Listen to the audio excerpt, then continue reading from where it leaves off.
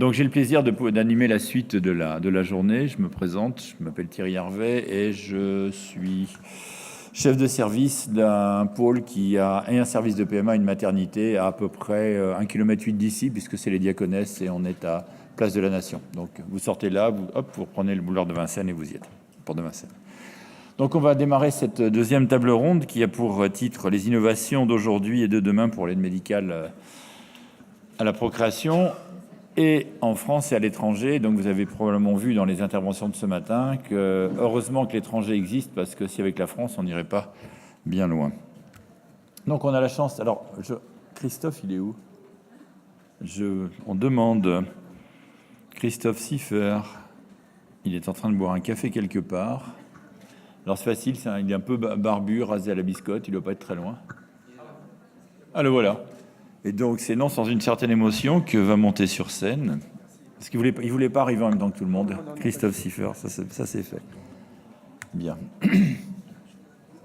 Donc, je passe la parole à Shadi Asbeck, que vous avez déjà entendu donc, ce matin, donc, qui fait de la PMA un peu partout, là où il faut et comme il faut, sur les avancées cliniques en PMA. Shadi, je te passe la parole. À toi. Tiens, ça doit être ça. Merci beaucoup. Donc, sur cette table ronde, on va parler des avancées cliniques et biologiques en AMP. Donc, Christophe Siffer va faire un topo sur les avancées biologiques. Donc, je me suis permis de marquer que ce sont les avancées cliniques sur lesquelles je vais discuter avec vous. Donc, sur les avancées cliniques, par rapport aux avancées biologiques en AMP, c'est un peu le lièvre et la tortue. Donc, on est en clinique beaucoup trop loin de ce qui se passe en biologie. Les 10 dernières années, il y a beaucoup d'avancées en biologie et Christophe en parlera certainement. Moi, je vais de mon côté vous parler un peu des quelques avancées cliniques, dont 3 principalement. Les 3 principales avancées cliniques, c'est la réduction du risque des stimulations ovariennes, des hyperstimulations ovariennes lors des traitements qu'on fait, et puis les possibilités de déclenchement avec congélation des embryons et transfert différé des embryons. Et bien sûr, il y a le côté du rajeunissement ovarien que je ne vais pas sur ce sujet, je ne vais pas trop parler puisque c'est encore dans le domaine de la recherche. Donc, concernant tout ce qui est cycle de FIV, vous savez que le cycle de FIV passe en 4 étapes. Il y a l'hyperstimulation, donc contrôlée des ovaires, suivie d'une ponction des ovocytes et d'une fécondation au laboratoire entre les ovocytes et les spermatozoïdes. Suivi d'une 3e étape, c'est le transfert d'embryons, et suivi d'une 4e étape, qui est un soutien de la 2e partie du cycle par des traitements pour soutenir une grossesse débutante. Donc ces 4 étapes sont primordiales pour faire une fécondation in vitro. L'avancée sur laquelle on va s'attarder, c'est la coupure de cette fécondation in vitro en 2 parties. Partie stimulation avec ponction des ovocytes, fécondation in vitro, puis on diffère le transfert des embryons et le soutien de la phase lutéale. L'objectif principal, c'est d'obtenir dans un délai court, pas très long, avec le moindre effet secondaire possible pour la mère et pour l'enfant, un enfant vivant et en bonne santé. Ce qu'on appelle les protocoles longs, pour celles d'entre vous qui connaissent ou qui ont déjà effectué ce genre de traitement, c'est le protocole principal, initial, qui a été utilisé. Et il consiste à effectivement utiliser un traitement long, assez long, de démarrage, puis suivi d'une phase de stimulation avec des produits hormonaux. Et à la fin, on injecte une hormone qui s'appelle l'HCG pour déclencher l'ovulation. Il faut savoir que ce protocole donc, initial a été délaissé en faveur de notre protocole qui s'appelle antagoniste. Et malgré tout, ce protocole reste dans le monde principalement utilisé dans 60 à 70% des cas, malgré tout. Pourquoi on a utilisé les protocoles antagonistes? Parce que les protocoles antagonistes sont plus courts en termes de traitement, parce qu'ils sont plus simples à gérer et que l'effet de l'antagoniste, donc le traitement antagoniste qu'on va donner ici, c'est un effet direct. Donc il va bloquer directement l'ovulation et l'ovulation va être déclenchée après par l'HCG. C'est une meilleure maîtrise de la stimulation ovarienne, mais le déclenchement de ce protocole était identique à celui d'avant. Et on sait que l'hyperstimulation ovarienne est liée, le problème de l'hyperstimulation ovarienne, des effets secondaires, est lié certainement à cette molécule-là, qui est l'HCG. Donc il fallait trouver quelque chose d'autre.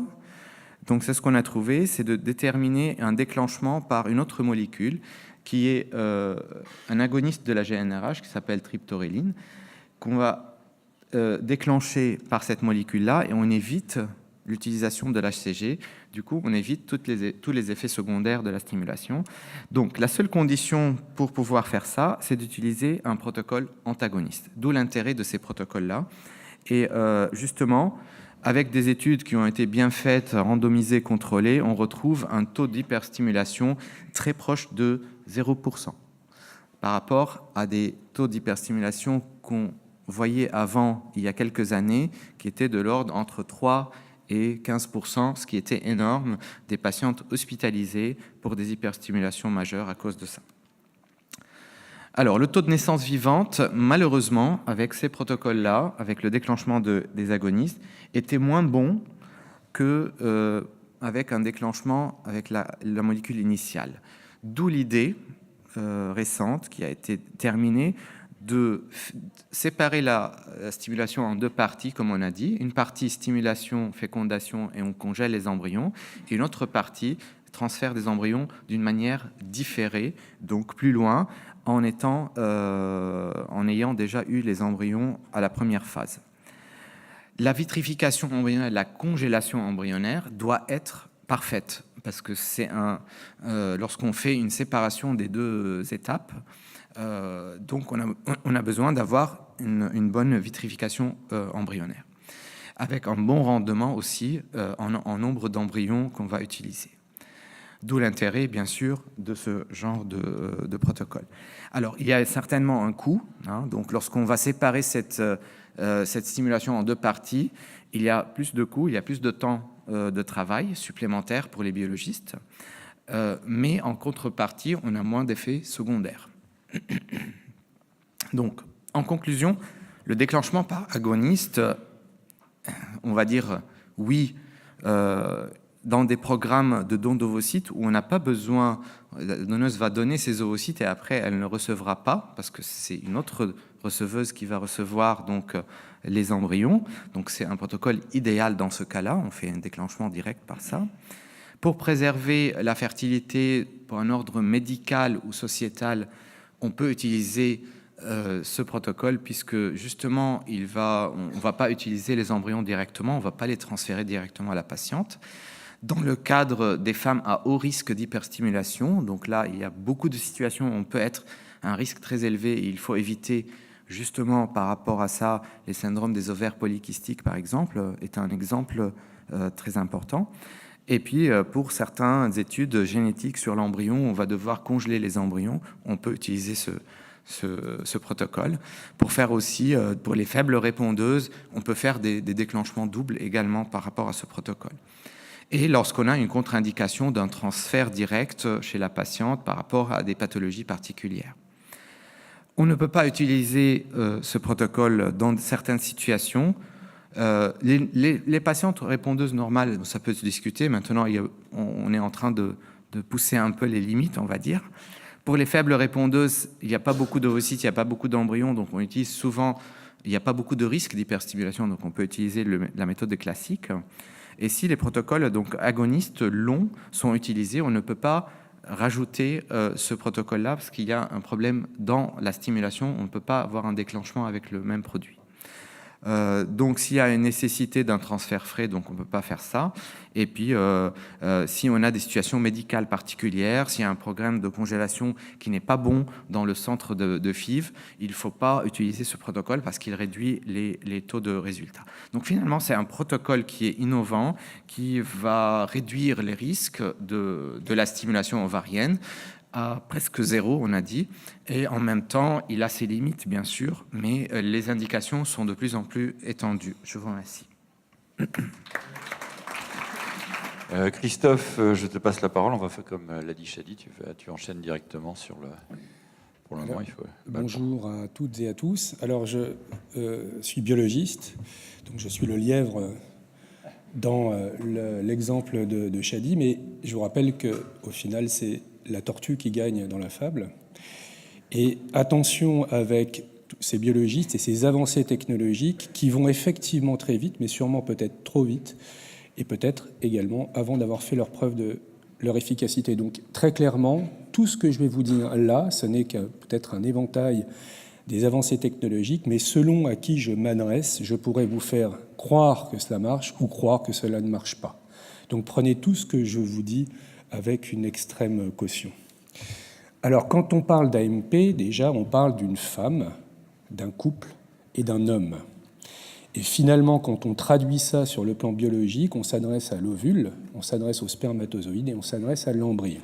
De fait, ces trois entités sont éligibles clairement à des avancées potentiellement technologiques. Alors, quand on regarde ce schéma qui se veut être le résumé de tout le parcours d'une grossesse physiologique et de fait, mimé par ce que nous essayons de faire en assistance médicale à la procréation, vous voyez qu'effectivement, la part, pour certains, qui revient aux échecs, en tout cas à ce qui pourrait être l'élément clé d'une tentative d'AMP, serait l'ovocyte. Mais de fait, c'est vrai que les avancées technologiques concernent plutôt l'embryon, puisque l'embryon est le reflet à la fois de l'ovocyte et du spermatozoïde. Donc aujourd'hui, la plupart des techniques ou des innovations technologiques concernent et s'adressent d'abord à l'embryon, puis ensuite, peut-être de façon assez novatrice, maintenant à l'endomètre, donc à l'utérus qui reçoit ces embryons pour essayer justement de mimer, en tout cas de trouver des éléments discriminants qui soient susceptibles de favoriser ou le choix de l'embryon ou maintenant le choix de l'endomètre qui recevrait ces embryons. Et d'ailleurs, le frisol dont a parlé Shadi fait partie de ces idées-là.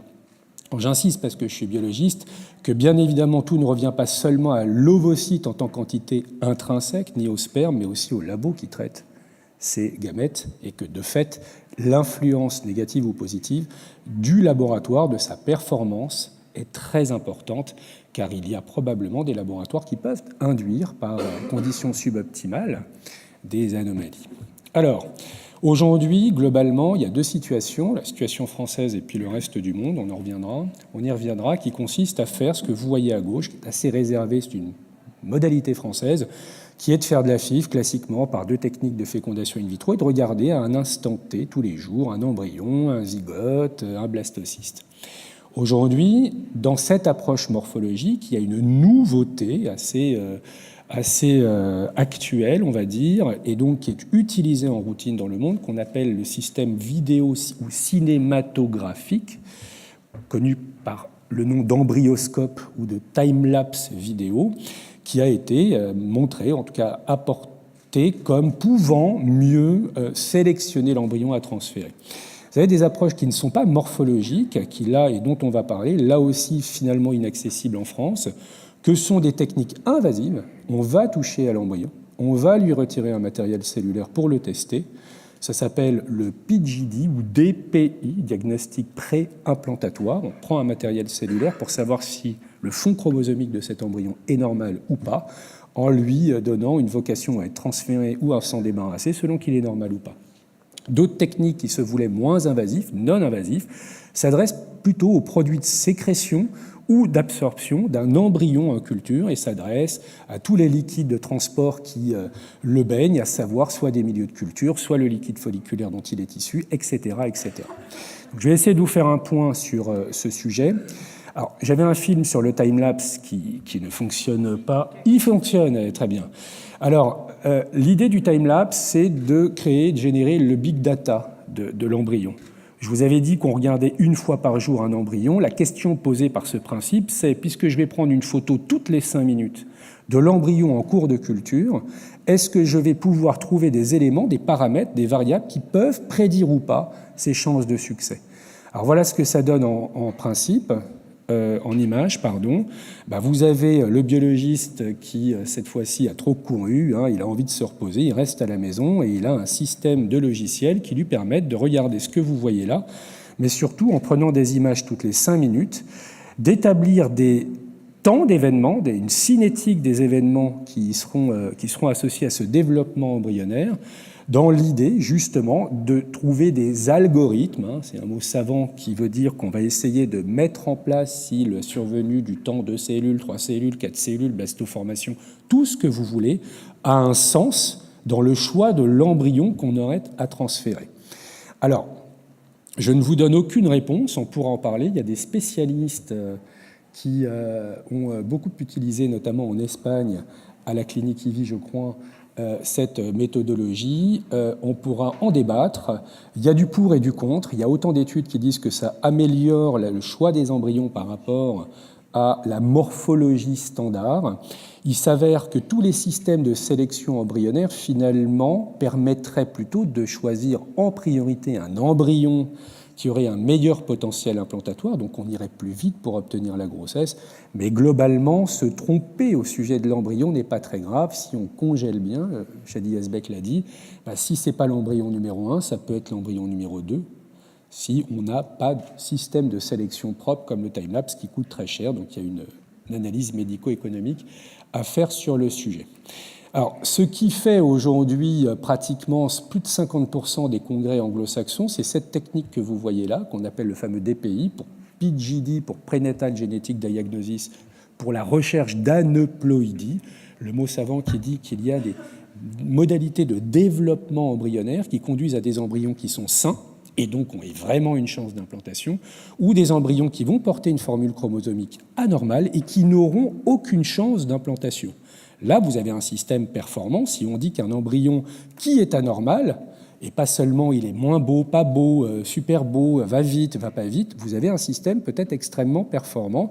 Et aujourd'hui, les États-Unis, c'est pas pour rien que la vidéo est en anglais, je l'ai pompée sur Internet, il faut être très clair.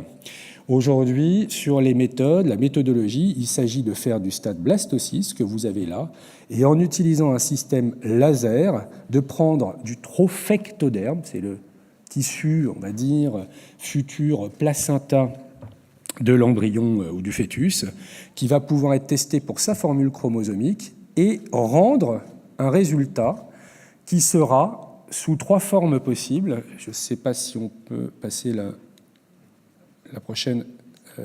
Attendez, là j'ai été trop vite. Voilà, qui permet d'avoir 3 types d'embryons. Des embryons normaux, c'est les bleus, des embryons anormaux, c'est les rouges, et des embryons mosaïques. Alors je ne vais pas rentrer dans les détails parce que c'est extrêmement compliqué, mais finalement, sachez que ce qui est consensuel, c'est que l'embryon rouge ne s'implantera jamais et que l'embryon bleu a une chance de s'implanter.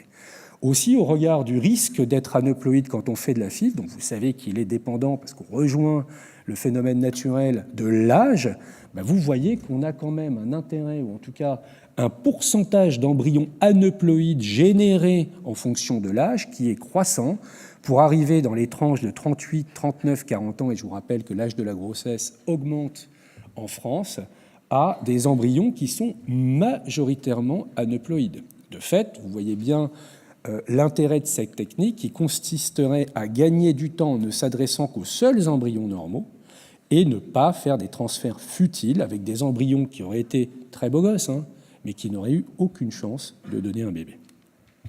Alors voilà ce qu'est le corps. Excusez la qualité de la diapo, ça c'est les moyens de Jean Verdier, voilà. Mais en gros, vous voyez la différence entre les deux systèmes. Je fais de diagnostic non morphologique de chromosomes sur les embryons versus je n'en fais pas. Vous allez avoir un temps nécessaire, un nombre de transferts nécessaires qui sera respectivement plus grand si on ne fait rien et un nombre de transferts plus important si on ne fait rien. Alors évidemment, ça a une limite, c'est le nombre d'ovocytes. Parce que si vous deviez tester, les Américains font du PGD pour tout le monde, que ce soit pour des jeunes ou des femmes âgées, vous voyez bien que là, il y a une limite liée à l'âge. Si les Américains nous disent qu'après 43 ans, il faut 72 ovocytes pour avoir un embryon euploïde, vous comprenez bien qu'il y a peut-être un moment où il faut laisser la place à d'autres, à des alternatives de prise en charge. Et là aussi, nous parlerons du don d'ovocytes, qui est évidemment la plus importante, enfin l'alternative la plus séduisante, qui malheureusement déconne complètement, vous le savez, en France. Alors, on peut aussi chercher, ça aussi ça fait partie des actes innovants sur le même matériel cellulaire. On peut rechercher de l'ADN, cette fois-ci non plus nucléaire, mais mitochondrial. Et sachez qu'aujourd'hui, des équipes sont en train de travailler pour que non seulement l'embryon soit choisi pour son statut normal sur le plan chromosomique, mais également en y ajoutant des données, notamment sur le nombre de copies de cet ADN mitochondrial, qui seraient associées et qui seraient un facteur indépendant de chance de succès d'un embryon euploïde, c'est-à-dire normal sur le plan nucléaire. Donc vous voyez que les avancées sont effectivement sur ce sujet très importantes. Alors là, vous comprenez qu'en vert, ça marche. Enfin, en tout cas, ça veut dire que c'est permis. Vous voyez que la France est en rouge et n'a absolument pas le droit de le faire. Et vous avez aujourd'hui, et ça passera sûrement par vous, association de patientes, une volonté médicale et des centres d'AMP d'avoir accès à ces techniques qui coûtent extrêmement cher. J'ai écouté un topo de Laura Rienzi, une Italienne, qui cote le prix d'un test par embryon, le test dont on parle, aux alentours de entre 300 et 500 € l'embryon. Vous imaginez bien qu'il y a à un moment la facture à payer. Est-ce qu'on est dans l'éthique à dire que seuls les riches peuvent se le payer, ou est-ce qu'on est dans un État qui peut financer un tel surcoût à l'AMP? C'est tout le débat actuel, des avis qui sont donnés à ce sujet. Ça coûte peut-être cher si on ne transfère qu'un seul embryon. On coûtera sûrement moins cher à l'avoir sélectionné que de transférer des 2-3 embryons qui généreront du soins intensifs. Et là, je fais référence à nos amis obstétriciens qui pourront dire un mot. Il y a un vrai débat sur l'analyse médico-économique de ces techniques. Je vais passer très vite parce qu'on n'a aucun test en routine sur ce qui est le liquide qui baigne autour de l'ovocyte ou de l'embryon quant à sa capacité à donner des facteurs prédictifs consensuels. Tout le monde est d'accord pour dire que tel acide aminé qui serait relargué dans le milieu est associé à une chance de succès quasi de 100%. Il n'y a rien, ça reste du domaine de la recherche, mais sachez que ça existe et peut-être qu'un jour, on arrivera à sortir quelque chose. Alors, vous voyez que l'embryon, par cette morphocinétique ou par cette analyse chromosomique, est vraiment le cœur du sujet. D'autres se sont essayés sur l'ovocyte ou sur le sperme, dont on va parler. Vous voyez qu'on a le sentiment, quand on voit la morphologie de ces ovocytes, qu'ils pourraient avoir une issue différenciée. Ce n'est pas le cas. Laura Rienzi, dont je vous ai parlé, a fait une méta-analyse assez récente en disant que la qualité morphologique de l'ovule n'avait aucun facteur prédictif de l'issue de la grossesse qui pourrait avoir lieu. Donc en gros, n'écoutez pas les biologistes ou les médecins qui vous diraient vos ovocytes sont de mauvaise qualité, ça ne marchera pas, on n'en sait rien. Alors, le problème de l'ovocyte, c'est que ce n'est pas seulement la qualité, c'est aussi la quantité. Et le problème de l'âge maternel, c'est une histoire quantitative. J'ai moins d'ovocytes, en tout cas pas assez, pour pouvoir soit prétendre à une prise en charge, soit à une chance de succès naturel. Alors là, il y a des avancées qui sont notamment, là aussi, des études dont les datas viennent d'Espagne ou des États-Unis, qui est ce rajeunissement ovarien qui serait lié à un aller-retour, appelez ça, voilà, je vais simplifier l'affaire, de fragments ovariens chez des femmes insuffisantes ovariennes que l'on regrefferait en autogreffe, et ce simple aller-retour de greffe pourrait réveiller quelques ovocytes et permettre, dans certains cas, d'obtenir des décences alors que les femmes étaient quasiment presque ménopausées, si vous voulez. Donc le stock d'ovules était complètement à zéro. Donc il a été montré, là aussi c'est de la recherche, qu'on pouvait rejévéniliser, j'arrive pas à le dire mais je l'ai tenté, les ovaires. Rajeunir, ouais, c'est mieux. Alors, nous, on a développé un concept qui est l'accumulation ovocytaire. Quand une femme, c'est dur pour les équipes, c'est dur pour les médecins que de se retrouver avec une réserve ovarienne qui, quand on vous stimule à fond, vous permet d'avoir 2 ovocytes. Il y a 1 ou 2 embryons où il n'y en a pas, on n'a pas de transfert, on tente de recommencer, puis on vous dirige vers le don quand il existe. Ce n'est pas le cas forcément bien fait en France. Donc, l'idée de l'accumulation ovocytaire, c'est de dire, pourquoi et dans quelle mesure je pourrais prétendre qu'il y a un arrêt de prise en charge avant que le taux d'exposition d'une femme qui serait en insuffisance ovarienne soit suffisant. En vert, c'est les ovocytes qui peuvent donner un bébé. C'est une hypothèse. Vous voyez bien que si je m'arrête au cycle 2 parce qu'il n'y a pas eu d'ovocytes de grossesse, de machin, on s'arrête. Pourtant, les 3 ovocytes suivants pourraient donner un bébé. Et nous, c'est ce qu'on a développé par le projet, et je dis bien le projet au singulier, de faire plusieurs cycles d'accumulation ovocytaire pour un seul temps, décongeler les ovules, faire un dernier cycle de stimulation et avoir un quorum, une dizaine d'ovocytes si on a 38, 39, 40 ans, parce que c'est ce que les Américains ont dit qu'il fallait pour avoir comme nombre. Parfois il est trop tard, parfois il est trop tôt, mais c'est un thème que nous avons développé, c'est encore des résultats préliminaires, mais alors qu'on décrit 6 à 7% de chances de succès dans cette population, parce qu'on congèle, attention, je précise qu'il ne faut pas perdre les ovocytes qu'on a congelés parce qu'ils sont peu nombreux, et si le but c'est de les perdre, enfin, si le risque c'est de les perdre, si on les perd, c'est qu'on a tout perdu, y compris de l'argent. Donc si on congèle bien les ovocytes, l'accumulation ovocytaire, en tout cas nous, dans nos mains, marche avec des taux de succès qui sont vraiment bons. Pardon ? Ouais. Donc, alors, juste pour finir sur le sperme, je suis désolé messieurs, mais quant à moi, j'ai le sentiment que les études sur la ploïdie embryonnaire, sur le contenu chromosomique des embryons, n'est pas influé par le spermatozoïde. Donc on peut améliorer par des techniques différentes l'injection ou la prise en charge de l'insémination de l'ovocyte, mais cette diapo un peu indigeste vous dit que les Américains ont démontré qu'il n'y avait pas d'éléments favorisants ou défavorisants de la normalité sur le fond chromosomique des embryons. En gros, vous avez un spermatozoïde fragmenté, vous avez un âge paternel avancé, ça n'influera pas sur la qualité chromosomique de l'embryon. Donc rien à faire sur l'embryon. Et je finirai en 2 mots parce qu'on m'a rappelé à l'ordre. J'arrive en retard, mais c'est pour ça que je veux que ça dure. Pour les approches innovantes, je vous ai parlé de l'utérus et de l'endomètre. Là, c'est de la routine. Aujourd'hui, vous avez accès potentiellement à ce test endométrial qui permettrait de choisir, en tout cas de choisir le moment où on transférerait l'embryon, ou les embryons, c'est-à-dire sur un endomètre qui aurait été qualifié de réceptif. Comment ça marche? Par plusieurs aspects. Il y a des approches immunologiques. On va regarder quel est l'état d'inflammation, d'immunologie de l'endomètre à l'instant où on voudrait transférer des embryons, et on fera ou pas le transfert selon différents traitements. Puis il y a les approches génomiques, où on va faire transcriptomique, où on va biopsier l'endomètre au niveau de l'utérus et vérifier si cet endomètre est pré-réceptif ou absolument pas réceptif. Aujourd'hui, il y a de grosses études espagnoles sur le sujet. C'est très important parce que autant je ne fais pas de chromosomes sur l'embryon, c'est pas grave, je le congèle bien, je l'aurai à un moment si tous les embryons d'une cohorte sont disponibles. Par contre, si je transfère le seul bon embryon sur un utérus non réceptif, on ne peut pas revenir en arrière et je perds tout. D'où l'intérêt de la recherche sur ce sujet, mais tout en disant qu'aujourd'hui, on n'a pas une preuve scientifique suffisante pour affirmer qu'en clinique, on améliore les résultats. Bon, je m'arrête parce que je pourrais en parler toute la journée. Je vous remercie. Merci beaucoup Christophe. Désolé de t'avoir, mais comme on a un petit peu d'autres orateurs à faire monter. Donc là maintenant, tu as parlé d'Espagne. Effectivement, maintenant on va parler de nos 2 collègues espagnols et je passe la parole au docteur Laura de la Fuente qui arrive. C'est pas la bonne. Ah, c'est là, vous avez inversé les 2 trucs. Je vois pas moi. Bravo, Paola Celada qui donc arrive de chez IVI à Valencia. Donc c'est juste en dessous de la Catalogne là où c'est encore en Catalogne, Valencia, ou c'est en dessous hein. C'est juste en dessous, hein, c'est ça. On a fait venir des Catalans, là, un peu, là, pour discuter. Bon, je vous passe la parole, c'est meublé 2 secondes.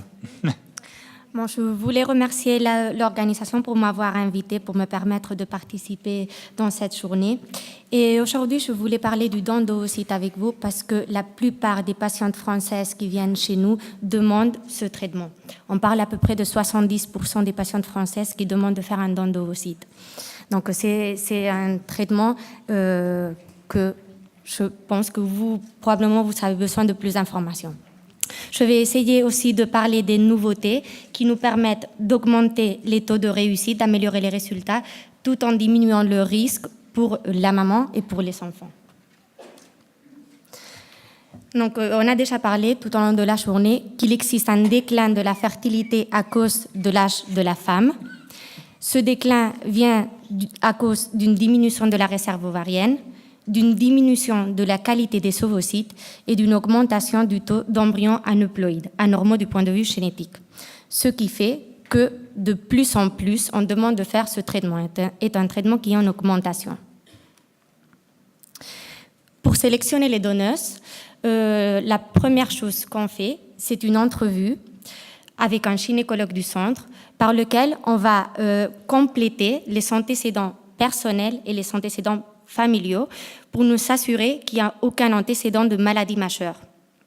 Ce sont des femmes qui vont avoir entre 18 et 35 ans et qui sont en capacité totale d'agir. On va leur expliquer comment fonctionne le traitement, quelle est la procédure, quelle est la stimulation. On va faire des stimulations, comme on a expliqué, qui vont produire très peu de risques chez celles. Et on va compléter les caractéristiques physiques pour pouvoir faire après l'appariement. Et on va, bien entendu, leur livrer le consentement éclairé. Ici, je vous ai fait une capture de notre programme informatique pour que vous puissiez voir les informations desquelles on dispose. Donc, d'une part, on voit les caractéristiques physiques, groupe sanguin, poids. De l'autre côté, on peut voir aussi le nombre de stimulations qu'elle a faites et quels ont été les résultats, si elle a eu des enfants, s'il y a eu des fausses couches, s'il y a eu quelque chose qui a pu apparaître pendant la grossesse. Et je vous ai mis aussi une copie d'une feuille du consentement éclairé. Il y a plusieurs feuilles qu'elles doivent remplir en complétant les maladies. Et elles doivent cocher si jamais il y a des membres de sa famille qui sont atteints d'une certaine maladie, qui peut être transmissible, bien évidemment. Après, si elles passent ce premier contrôle, elles reviennent, elles font une exploration gynécologique pour mesurer la réserve ovarienne et voir qu'il n'y a pas de pathologie. Et elles font aussi un entretien psychologique. Si, une fois de plus, tout ça est correct, on fait des bilans sanguins correspondants pour mesurer la réserve ovarienne, pour détecter s'il y a des maladies de transmission sexuelle. On fait le groupe sanguin, le karyotype, et quelque chose de plus nouveau, depuis 2013, tous nos donneuses font un test de dépistage de maladies monogéniques, c'est-à-dire un test de compatibilité génétique, on l'appelle comme ça. Ce test cherche de voir les mutations dont une personne est porteuse qui pourraient causer une maladie autosomique récessive, comme par exemple la mucoviscidose, si le partenaire partage la même mutation. Donc, on fait ce test chez les donneuses et chez les patients. Et si jamais il y a une coïncidence dans une mutation, on cherche une autre donneuse. Aujourd'hui, on est capable de détecter 630 maladies. Et donc, ce sont des maladies qu'on ne peut pas guérir, parce que ce sont génétiques, mais ce sont des maladies qu'on peut prévenir grâce à ce test. Quel est le parcours de la receveuse, donc des patientes? Les patientes viennent chez nous pour faire la première visite. Normalement, on préfère que ce soit une visite présentielle pour pouvoir faire aussi une exploration, mais sinon, ça existe la possibilité de faire un premier contact par Skype. On va compléter le dossier médical, on va prendre les renseignements des antécédents et le détail des traitements que vous savez effectuer. On va vous donner les informations du recrutement des donneuses, du traitement que vous allez faire, de l'appariement. On va faire une exploration par laquelle on va faire une échographie et un test de transfert. Et on va choisir quel est le traitement indiqué selon le cas, selon le couple. Et là, on va essayer de voir s'il y a des pathologies chez la patiente qu'elle avait avant, pas gynécologiques, d'autres types de pathologies. On va choisir si on va faire des dents où on va utiliser des gamètes en frais ou congelés, parce que parfois c'est plus facile de laisser le sperme congelé, bien évidemment, si on a un bon laboratoire qui permet de vitrifier sans des pertes. Et donc, ça va améliorer la logistique pour les patients. Et on va toujours expliquer les risques des grossesses gémellaires. Nous, on préconise la stratégie du 7. On cherche d'avoir des gestations simples pour éviter les risques qui peuvent comporter les grossesses multiples pour la femme et aussi pour les bébés. Et on va faire, si les patients veulent le faire, cette congélation de sperme et le test de compatibilité génétique. Après, la patiente rentre en France, elle fait sa préparation de l'endomètre avec son gynécologue de référence et elle revient pour faire le transfert. Donc, normalement, pour un don d'oocytes, on doit venir 2 fois seulement. La première visite et le jour du transfert. Cette diapo était pour vous montrer que effectivement les taux d'implantation ne s'altèrent pas si on utilise des embryons frais ou si on utilise des embryons congelés.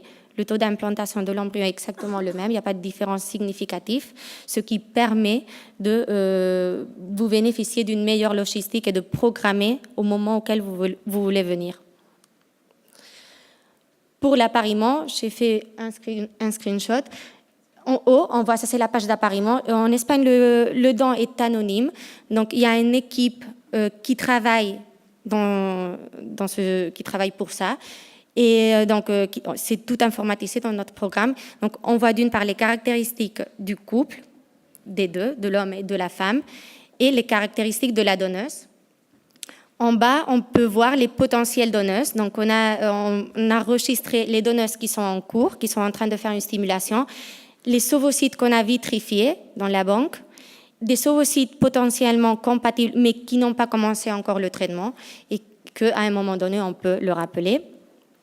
On va faire l'appariement par caractéristiques physiques, groupe sanguin, test de compatibilité génétique.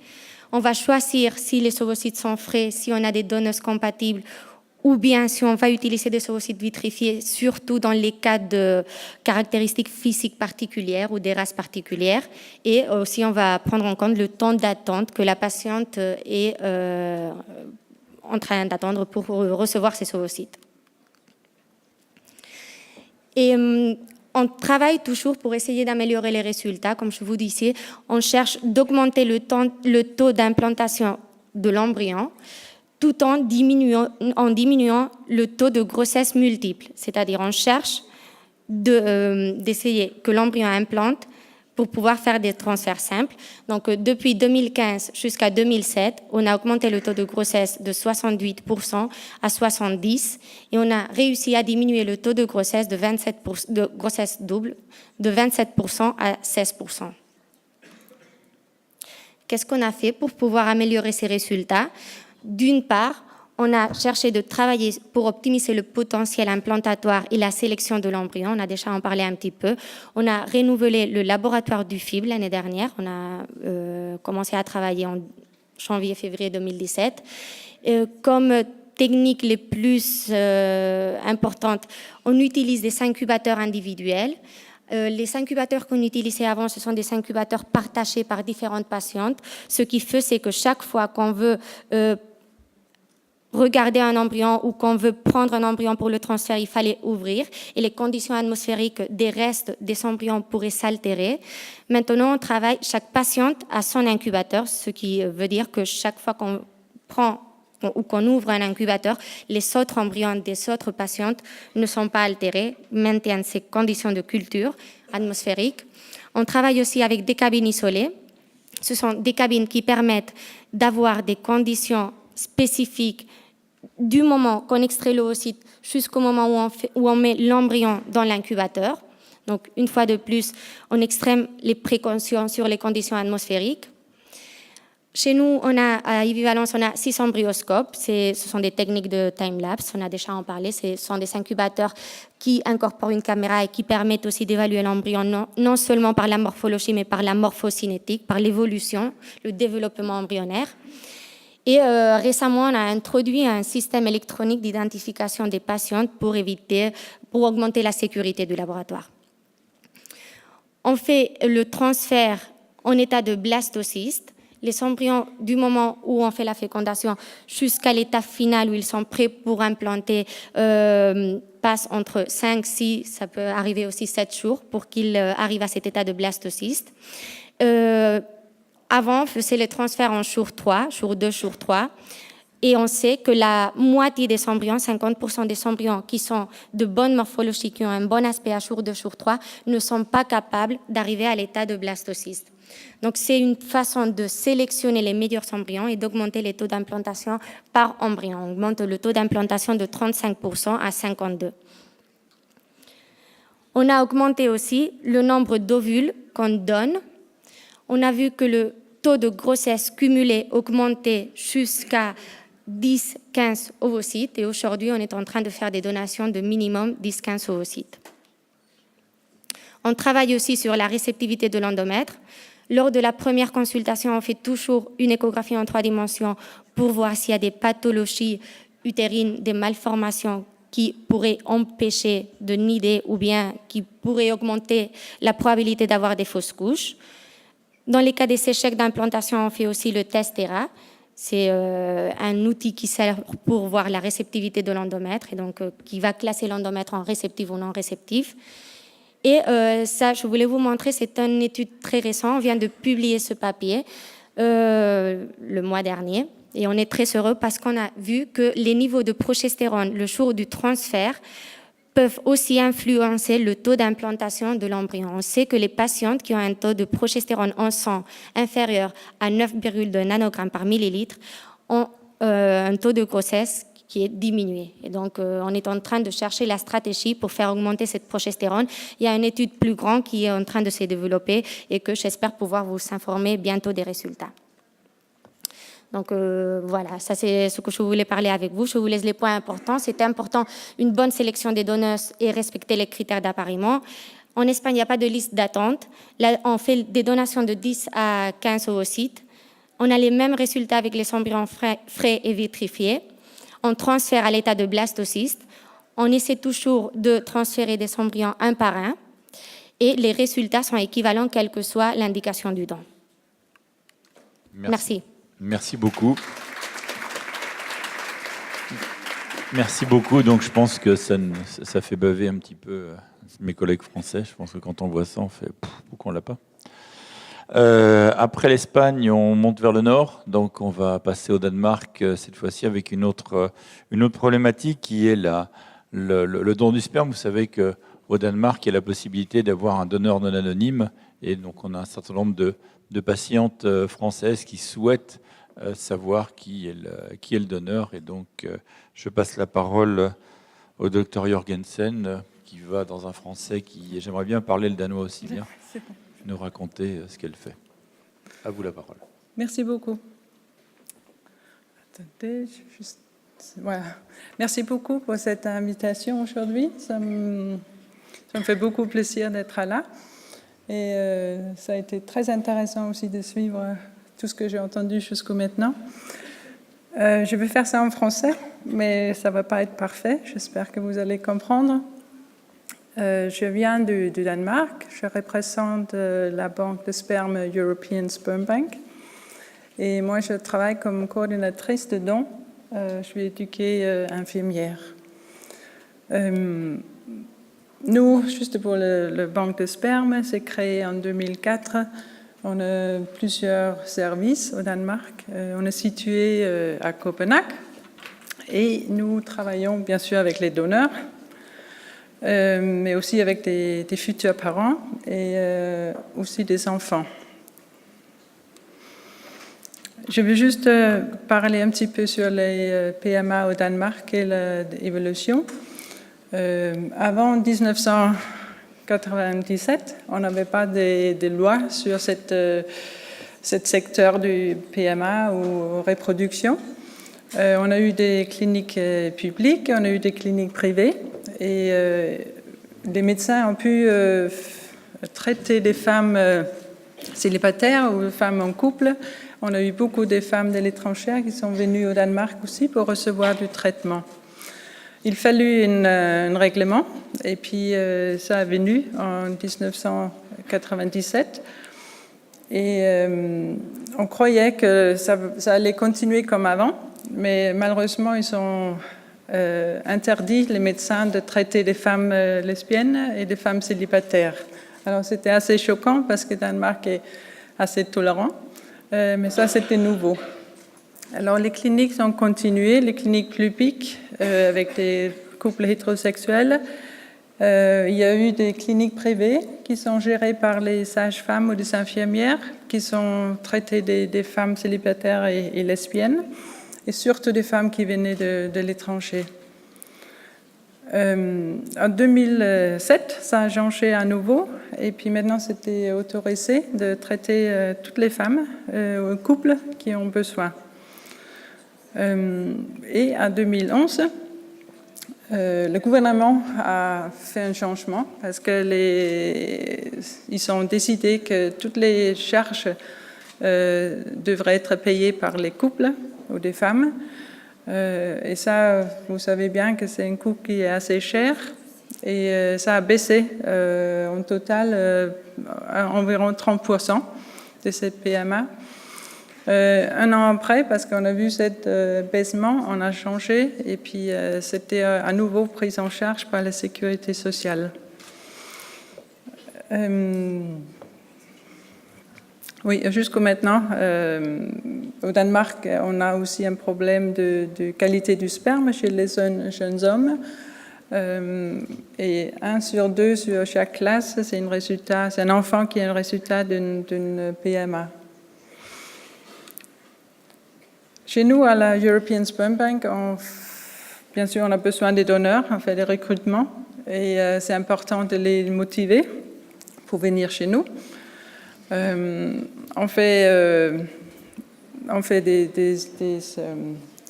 campagnes. On a aussi un vélo, comme vous voyez sur la photo. C'est un vélo que ma collègue Marie-Louise, elle fait du transport avec du paillette de sperme dans les cliniques locales à centre-ville à Copenhague. Et puis on a une petite voiture pleine de spermatozoïdes aussi quand on fait du transport. On essaye de faire ça moins tabué et en parler. Et en ce moment, on a à peu près 500 donneurs. Merci d'être là. On connaît des barrières pour des donneurs. Parce qu'on fait des interviews, on parle beaucoup avec eux. Ils se font des soucis par rapport aux enfants. Est-ce qu'ils vont aller bien? Est-ce qu'ils auront une bonne vie après? On parle par rapport aux études, nos expériences. Est-ce que je vais rencontrer mes enfants dans le supermarché après parce que je ne saurais pas qui ils sont? Est-ce qu'ils me ressemblent?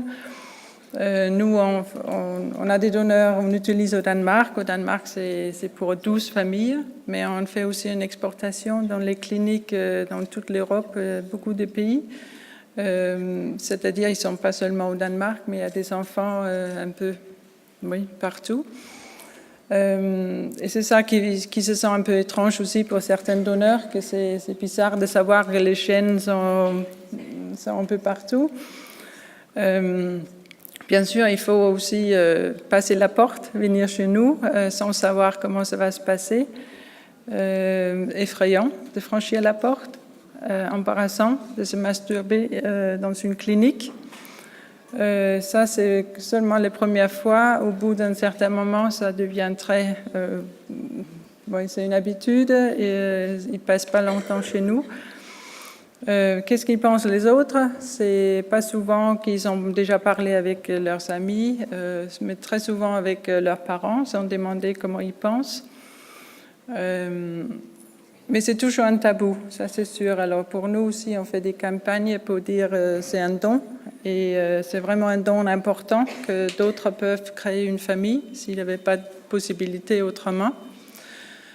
Il y a aussi des jeunes hommes qui font une demande, mais après ils regrettent parce qu'ils n'ont pas le courage de savoir le résultat de qualité du sperme. Si jamais c'est mauvais, ils ne veulent pas savoir maintenant, mais si c'est nécessaire plus tard, ils sauront à ce moment-là. Pour nous, c'est aussi important si les jeunes viennent pour faire une analyse et la qualité n'est pas très bonne, qu'on peut lui donner des conseils par rapport à sa vie, sa façon de vivre, mais aussi peut-être envoyer un médecin pour faire des analyses et des examens. Et parce qu'il y a une groupe de nos donneurs qui sont déjà mariés, et ça peut aussi être la femme qui n'est pas trop contente, qui fasse des dons, qui aura des enfants ailleurs, avant qu'elle a eu ses enfants à lui d'abord. Alors, quand on parle avec des donneurs, on en parle beaucoup par rapport à la motivation de cette don. Et comme ici en France, comme partout, on n'a pas le droit de vendre son sperme, pas des ovules, ses organes, mais on peut faire un don. Et souvent, les jeunes hommes, ils sont déjà donneurs du sang, donneurs d'organes. Alors, c'est pas trop loin d'aussi faire un don de sperme. Il y a des raisons biologiques aussi, qu'il y a certains jeunes hommes qui disent « je ne suis pas sûr si j'aurai des enfants moi-même, comme ça je saurai, ils sont là-bas, même s'ils ne peuvent pas les rencontrer ». Et il y a aussi une compensation qui leur donne l'argent pour le temps qu'ils ont perdu par rapport à leur travail ou le frais de transport. C'est à peu près 40 €. Les donneurs chez nous, c'était l'année dernière, 2016. C'était en moyenne 27 ans. Ils peuvent déjà appliquer quand ils ont 18 ans et à 40, on arrête. Ils vivent près de nos centres parce que c'est plus pratique. Il faut venir assez souvent. Ils sont sains, physiquement, psychologiquement. Et bien sûr, ils ont une qualité de sperme qui est excellente.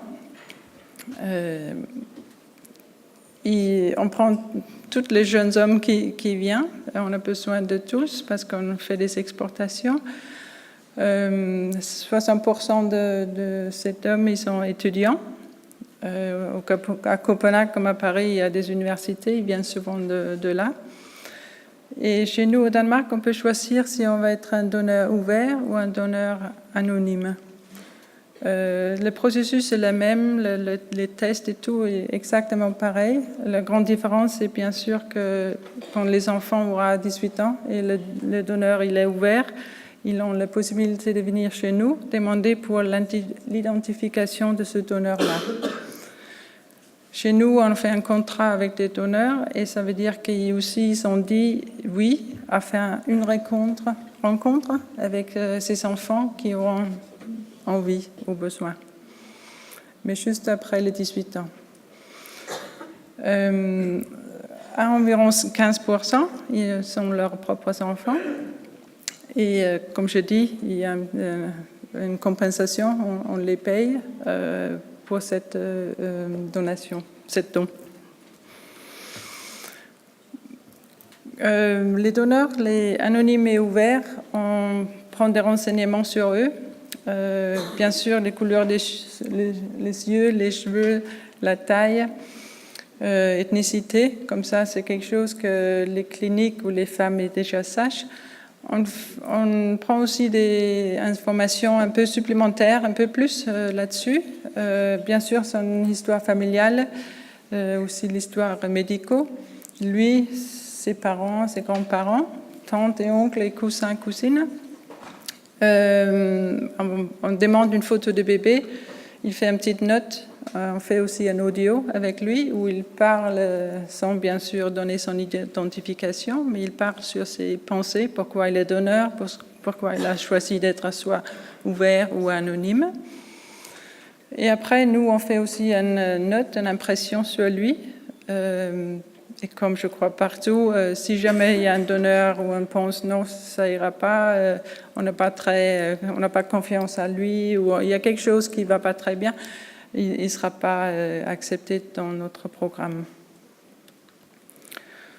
Alors, bien sûr, il y a beaucoup de dépistage, et c'est si on a 100 qui viennent chez nous pour demander d'être donneur de sperme, il y aura peut-être entre 5 et 7 qui vont finir dans ce programme-là. Le premier problème, c'est la qualité de sperme, ça baisse. 10%, c'est par rapport à leur maladie dans leur famille ou soi-même. Il y a aussi d'autres raisons, c'est par rapport à son personnalité. Alors, ça va finir avec 5 et 7%. Ça, c'est l'étape, la procédure pour les candidats. Ça, bien sûr, il fait toujours une demande chez nous. Après, on va tester le sperme à 2 fois. Si la première fois est bonne, on lui invite pour la deuxième fois. On va voir aussi, quand c'est congelé, comment ça va survivre.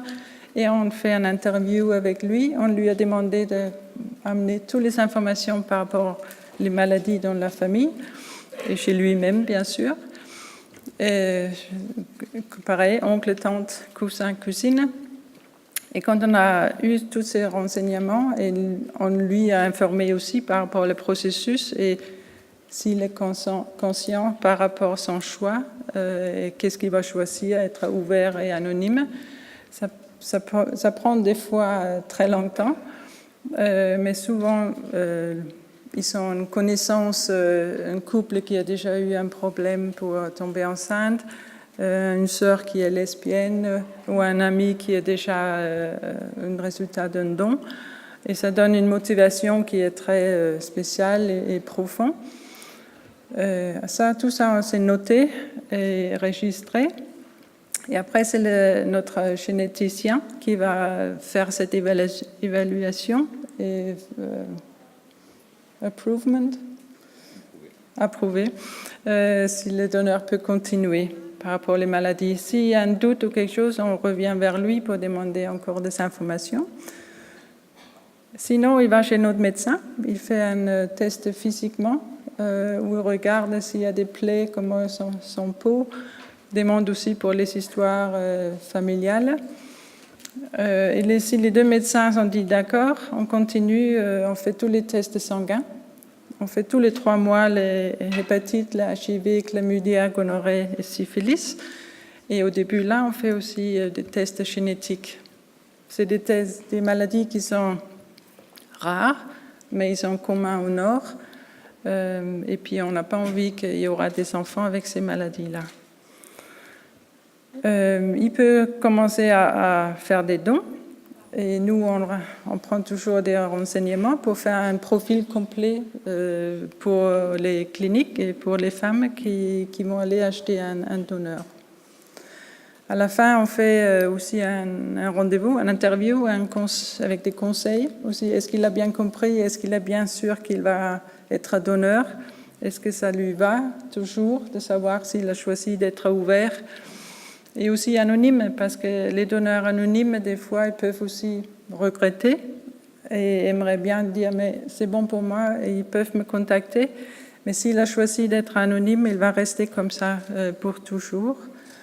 On n'a pas eu des donneurs ouverts qui ont regretté. On en parle avec eux pendant tous les processus. Ils restent avec nous entre 1 an et 3 ans. Il y a bien sûr la limite d'enfants. Ça, on va toujours compter dans tous les pays. On respecte des règles dans les différents pays. Merci, monsieur. Vite fait, la banque a aussi, bien sûr, les grandes questions par rapport au futur pour les enfants, pour les parents. Et ça, on suit très proche. Voilà, merci pour les 10 minutes.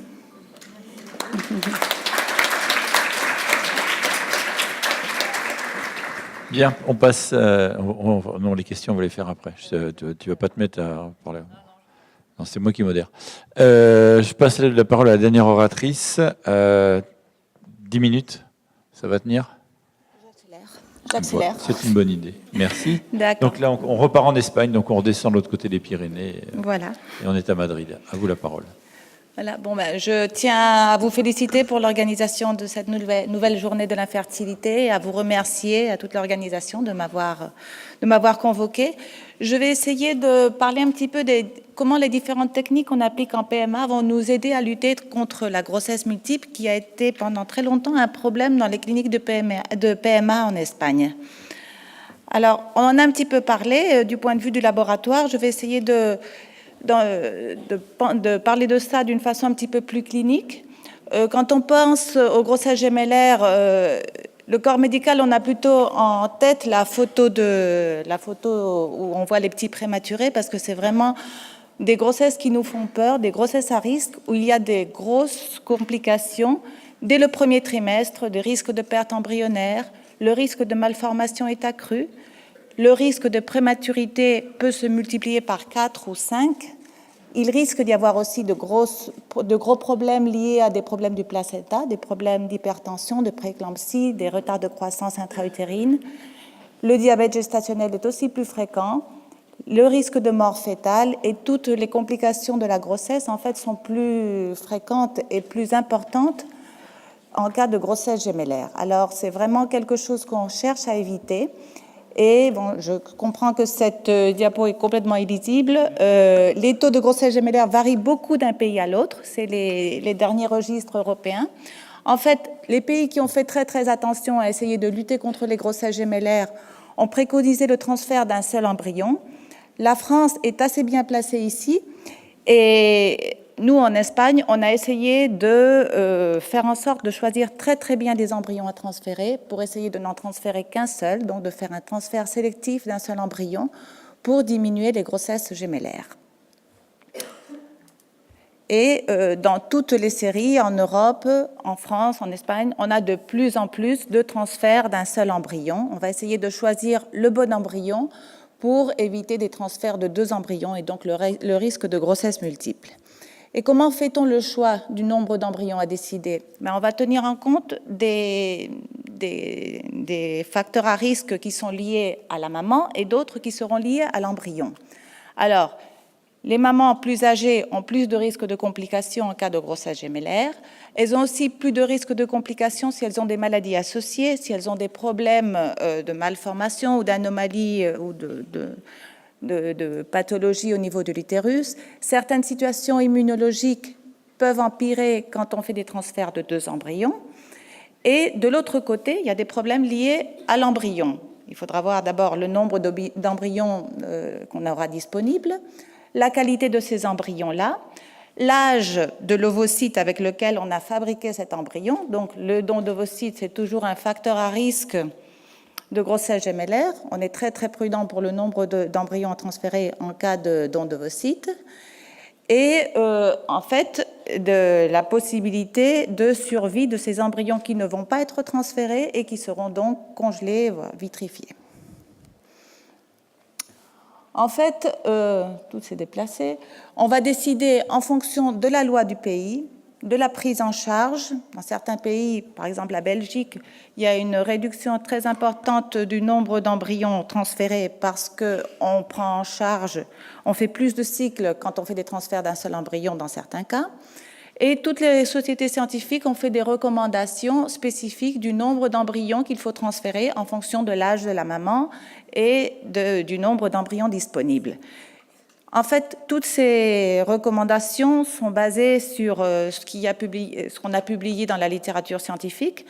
Et je vous présente là une méta-analyse qui date de 2009, où on avait vu comment, quand on fait un transfert sélectif, c'est-à-dire on a le choix, on a des embryons en plus qu'on pourra congeler, quand on fait des transferts sélectifs d'un seul embryon, les taux de grossesse étaient moins élevés que quand on faisait un transfert sélectif de 2 embryons. Mais si on tenait compte de l'embryon congelé qu'on retransférerait après, les taux de grossesse s'égalaient, et ce qui était vraiment très, très, très, très diminué, c'était le risque de grossesse multiple. Mais ça, ce sont des données d'il y a quelques années. Maintenant, les choses ont changé. En 2017, on a vraiment des techniques au niveau du laboratoire qui vont nous aider à sélectionner les embryons de telle façon qu'on peut avoir des transferts sélectifs d'un seul embryon sans pour autant diminuer les chances de grossesse. En fait, comment va-t-on sélectionner cet embryon? On va faire une évaluation morphologique. On va préconiser la culture prolongée, donc les transferts en stade de blastocyste. Pour cela, ils font des conditions de laboratoire et des incubateurs de très bonne qualité. On dispose aussi de l'option des incubateurs qui évaluent la morphogénétique de l'embryon, le time-lapse, et on peut aussi faire un diagnostic génétique directement sur l'embryon. Classiquement, quand on fait des transferts à J+3, on a certains critères en fonction de la morphologie des embryons, du nombre de cellules, des fragments, des divisions, des noyaux, qui nous aident à classifier les embryons. En fait, quand on va pousser la culture prolongée jusqu'au stade de blastocyste, donc jusqu'à J+5 en général, déjà, on va avoir une sélection de plus sur ces embryons. On a plusieurs façons de faire ces cultures-là. Il existe de nos jours des moyens de culture uniques. On n'a pas besoin de les changer à J+3, où l'embryon va puiser à chaque moment ce dont il a besoin. Et en fait, on va voir comment il y a beaucoup d'embryons. Ma collègue tout à l'heure disait qu'il y a presque la moitié des embryons qui sont d'apparente bonne qualité à J+3 ne sont pas capables d'arriver au stade de blasto. Et au stade de blasto, on aura encore des critères morphologiques qui vont nous aider à choisir les meilleurs blastocystes. De cette façon, On va pouvoir sélectionner les embryons du fait qu'ils sont capables d'arriver jusqu'au stade de blastocyste. Par leur morphologie au stade de blastocyste, ils seront en meilleure synchronisation avec l'endomètre qui devrait être plus réceptif 5 jours après la ponction que 3 jours après. Et c'est aussi un moment important du point de vue génétique pour l'embryon, car le génome embryonnaire ne s'active qu'à partir de J+3. Donc c'est une façon aussi de voir l'influence de la génétique masculine dans tout le processus. Et cela nous permet aussi de faire des diagnostics préimplantatoires. Pour réussir une culture prolongée, il faut que les conditions de culture soient très, très favorables. On ait des incubateurs de qualité, des milieux de culture de qualité et des conditions atmosphériques ou dans l'ambiance qui soient adéquates. Les niveaux de CO2, d'oxygène, la température, le pH, l'osmolarité, la présence de toxiques dans l'ambiance est extrêmement importante et il faut très très bien soigner les questions de qualité dans les laboratoires. Ici, vous voyez comment chaque fois qu'on manipule les embryons, il y a des changements dans les concentrations de toxiques. La nuit, ils sont tout contents, ils sont dans des conditions très stables dans les incubateurs, mais si on y touche, ça varie. Et le fait d'avoir de conditions adéquates va nous permettre d'arriver au stade de blastocyste dans un pourcentage assez élevé, comme vous pouvez voir aussi dans ces chiffres-là, spécialement dans le don d'ovocytes, bien évidemment, puisque ce sont des embryons de meilleure qualité. On a beaucoup d'incubateurs différents, on a de plus en plus tendance à utiliser des incubateurs avec des petites, disons, des chambres isolées pour chaque patiente, de façon à maintenir les conditions adéquates. Et on a aussi l'option du time-lapse. Alors, on en a déjà parlé, on va avoir le bénéfice de faire des photos de façon régulière et donc de pouvoir bien analyser la morphologie de l'embryon, d'avoir des critères de vitesse de division, mais aussi c'est des incubateurs qui sont extrêmement stables.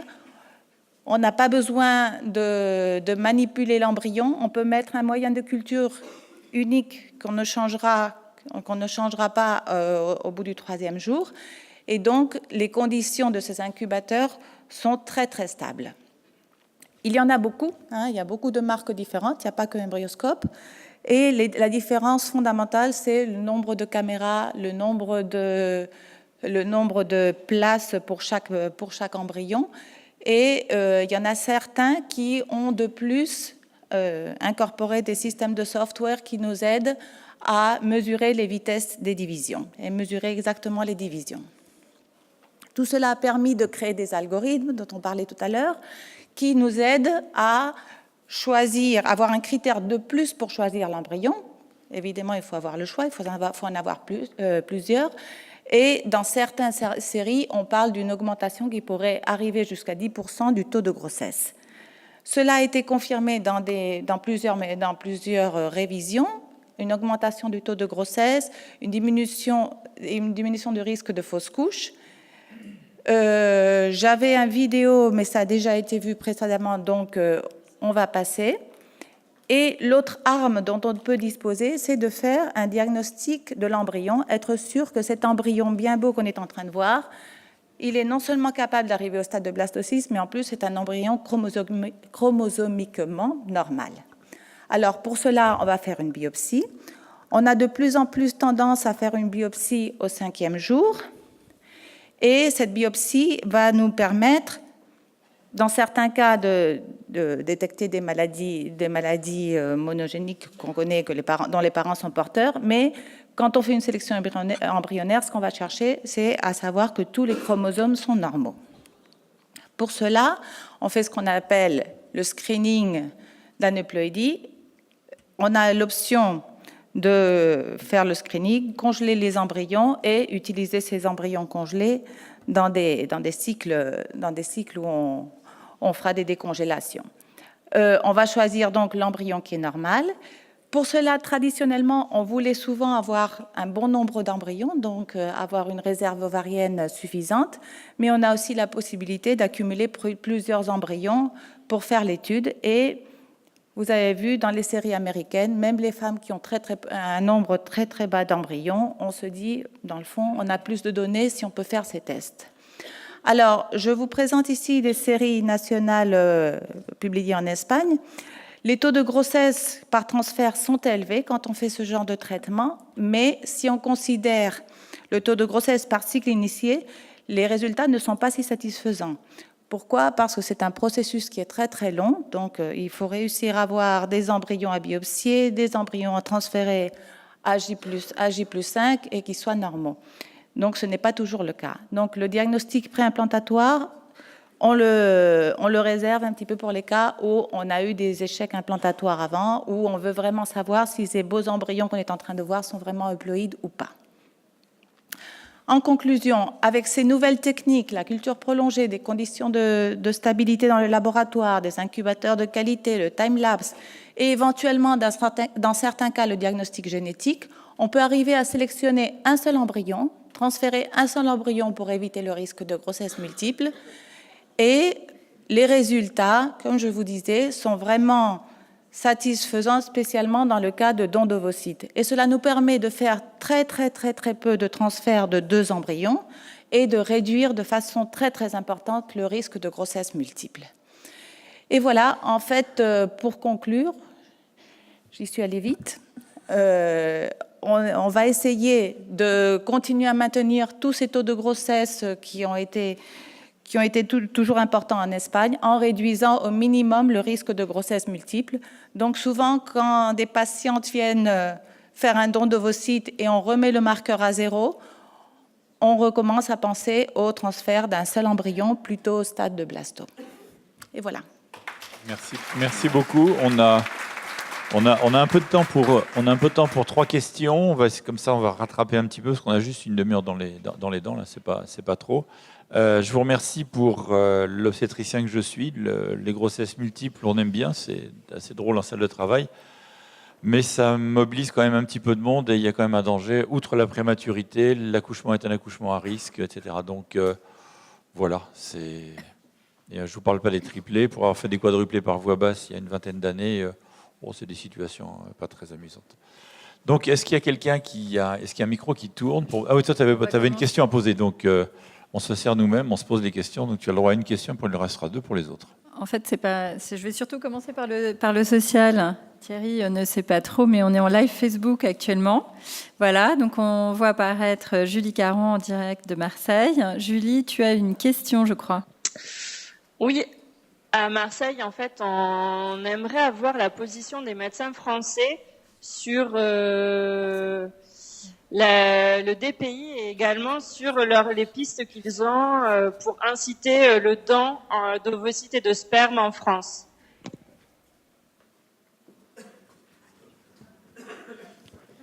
Bon,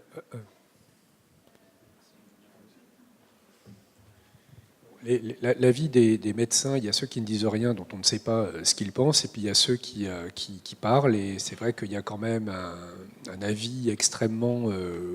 consensuel des médecins et biologistes français pour pouvoir parvenir à ces techniques pour 2 raisons, je dirais. La première, c'est potentiellement l'efficacité, parce que c'est vrai, encore une fois, je précise que les systèmes de sélection par des pays ou autres ne sont pas des systèmes qui vont améliorer les chances de succès. Ça, c'est une certitude. Tout le monde le dit, y compris ceux qui le pratiquent, mais garantiront plutôt la sécurité de la grossesse qui serait obtenue par ces moyens en réduisant considérablement le nombre d'embryons à transférer et donc en évitant aussi des grossesses pathologiques viables, trisomie 21 par exemple.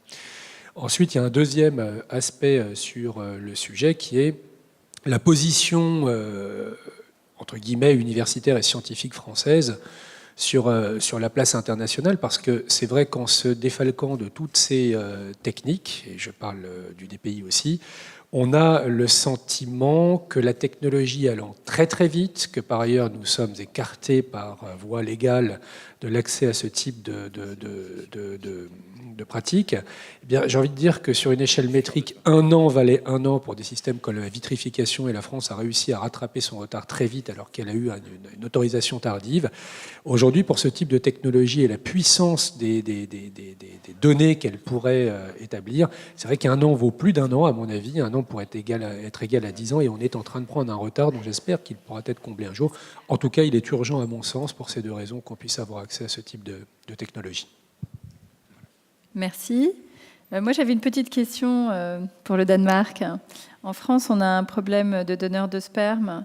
L'année dernière, on disait qu'il manquait à l'appel au moins 300 donneurs en France pour répondre aux besoins des couples avec des problématiques d'infertilité.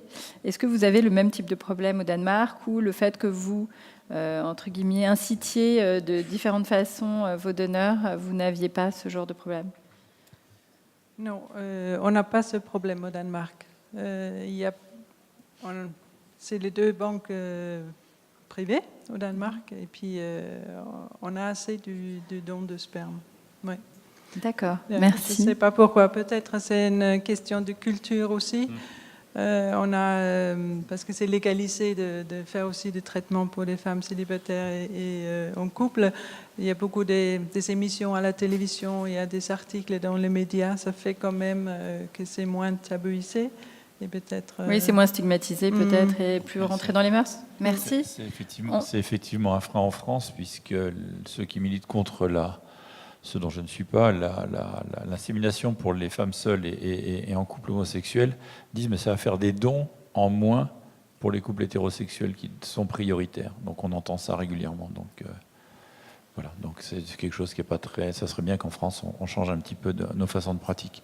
Oui, c'est un débat qu'on affrontera plus tard d'ailleurs. Une question de Lyon. On a la question de Lyon de Claire Schneider. Oui, alors de notre côté à Lyon, on a une question, c'est dans le cadre d'un don d'ovocytes en Espagne par exemple, est-ce que la receveuse peut choisir des critères spécifiques pour la donneuse?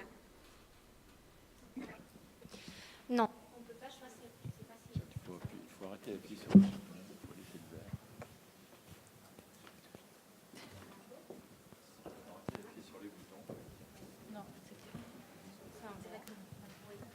Ça y est? D'accord. Donc, on ne peut pas choisir des critères spécifiques. On a l'obligation légale de choisir des critères physiques qui se ressemblent le plus au couple, aux patients.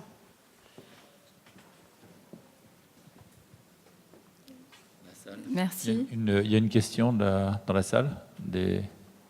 Non. Des questions? Oui.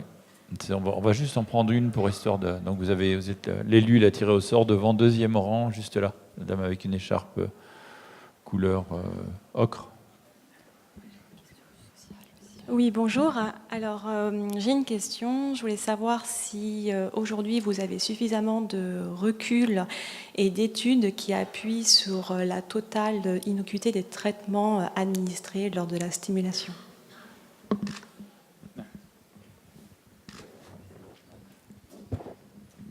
Effectivement, il y a beaucoup d'études de cohortes, de larges cohortes, notamment nordiques, qui font un peu sur des registres de fécondation in vitro, le suivi des enfants nés par fécondation in vitro. Pour l'instant, il y a quelques études qui montrent un surrisque sur certaines pathologies, notamment dans le cadre d'infertilité masculine sévère. Et puis il y a récemment une étude qui vient de sortir un tout petit peu sur le système cardiovasculaire des enfants nés après FIV. Jusque-là, on n'a pas encore de point d'alarme, on va dire. On est sur des situations un peu de surrisque, donc qui restent sur certaines études non significatives, donc reste un peu comme la population générale. Et puis sur certaines d'autres études, c'est un léger surrisque par rapport à la population générale. Mais on n'a pas de point alarmant qui incite à arrêter les traitements. Des femmes également. Il y a des... Après, ça dépend des traitements donnés. Donc, il y a plusieurs types de traitements. On sait que sur certains traitements bien particuliers, type citrate de clomifène, on a des associations avec une dose cumulée, c'est-à-dire si on fait sur plusieurs cycles, plus de 6 ou 8 cycles, effectivement, on a une association avec une augmentation d'un risque, que ce soit sur l'endomètre ou sur le sein. Voilà. Maintenant, sur les produits connus, FSH, tout ça, les études Pour l'instant, comme on a dit, il n'y a pas de surrisque majeur. Donc certains, c'est toujours contradictoire, hein. Il y a des études qui montrent certains surrisques, d'autres montrent l'inverse. Donc on n'est pas forcément sûr de tout ça. Merci. J'ai une petite dernière question de la part de la communauté de Magique Maman. Pour les personnes sans utérus, y a-t-il un espoir pour demain? Les greffes d'utérus sont en phase de test actuellement. Cela va-t-il se démocratiser dans quelques années? Qu'en pensez-vous? On peut faire la réponse, oui, quand on voit là. C'est un espoir, c'est clair, mais il faut quand même voir la difficulté du greffon. Est-ce qu'on va prendre un greffon sur vivant, donc généralement apparenté? Est-ce qu'on va prendre un greffon sur... je suis motard, donc je suis donneur d'organes, mais je ne suis pas une femme. Donc imaginons, si je suis une femme, je suis motard, je me mets dans une pile de pont, on va récupérer mon utérus pour le donner. C'est très compliqué, et la greffe et le prélèvement du greffon et la greffe derrière. Donc oui, c'est une piste, oui, mais relisez ce qui s'est passé pour arriver à avoir des enfants vivants, c'est très compliqué. Donc c'est une piste d'espoir, mais voilà, on ne sait pas pour demain. C'est peut-être après-demain, j'espère que je serai encore vivant quand ça sera un peu mieux. Mais pour le moment, le remplacement, c'est plutôt la gestation pour autrui. Il faut faire plus simple, c'est bien moins dangereux.